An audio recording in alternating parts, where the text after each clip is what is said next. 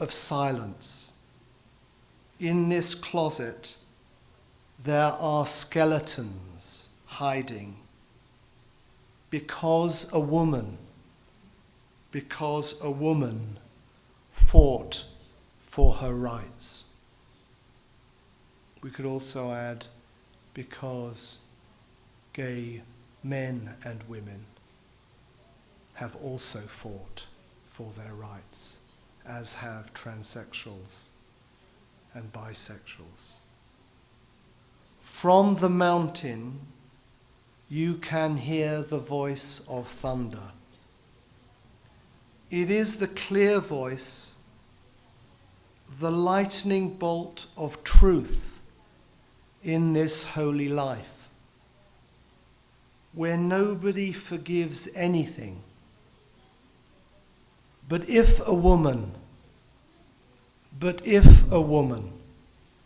fights for her dignity, I followed your footsteps, little girl, up the mountain, and I followed away to God in the company of ghosts. We need to share what we have learnt with new generations.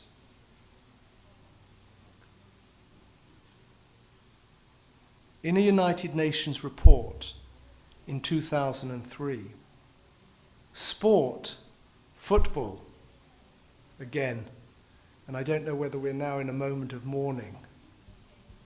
I don't know what the score is.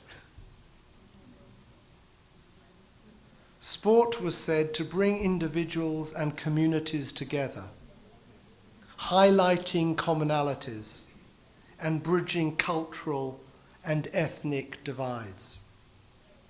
It is a space in which antagonistic groups can make contact. Football, says Mel Young, who co-founded the Homeless World Cup in 2001, says that football works well to connect often drug-dependent players and develops self-esteem.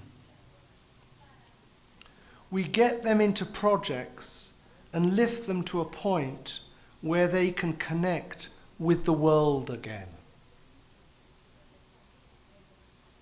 Rachel Bagley, the head of HIV at Christian Aid, says, "Football is the perfect way of getting HIV across to kids. By being successful on the pitch, girls can break down stereotypical roles." The London-based charity Alive and Kicking also uses football to promote AIDS awareness among young Kenyans. The idea is to get kids thinking about the connections between fitness, health, and safe sex. Some of the discussions with activists we're going to have during this Congress.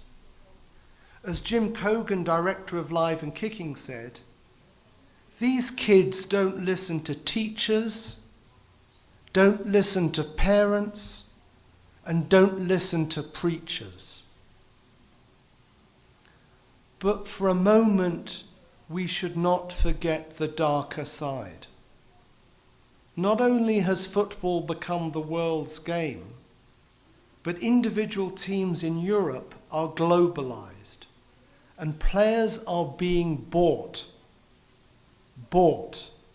when they are still very young for major clubs. Young people are caught in Europe on their computers, and presumably in Mexico City and Guadalajara, and become slaves to the screen. If they're like that, a generation brought up, particularly in the middle class, with the internet, they're less likely to spend hours kicking the ball around. So clubs are using their global economic power to buy talent in classical neoliberal terms. So neoliberal globalization is part of a structural violence that reaches into intimate lives. In the 1990s, scores of teenagers were leaving Ghana and Nigeria to play in Europe, only to have their dreams shattered when they proved not quite good enough. Many were left homeless on the streets of London and Amsterdam, on the streets unable to afford the airline home. Brazil's Pelé likened the business to a new slave trade. So there are games and there are games. And if violence is to cease being a man's game, as men, as straight men, as gay men, as trans men, we have to learn how to play a game of life, which is also a game of love and equality, to transform an endangered planet, where the love of the planet, in a period of global warming, in the city of Guadalajara, where the major lake providing water for this city is a scarce resource that is being depleted. Questions around men and masculinity and violence have to take responsibility for our violent relationships with nature. As we transform ourselves, we transform both global relations but also intimate relations.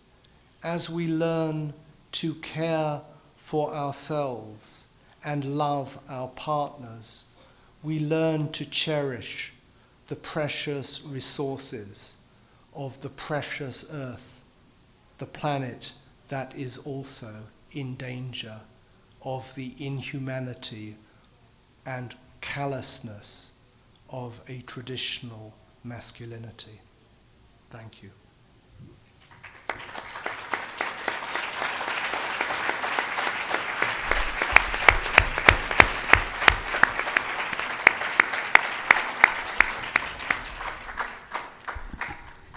Pues muchas gracias por esta exposición tan rica, sobre todo llevándonos desde el fútbol hasta las raíces más profundas que tenemos y terminando con una bella canción de Lila Downs que es preciosa.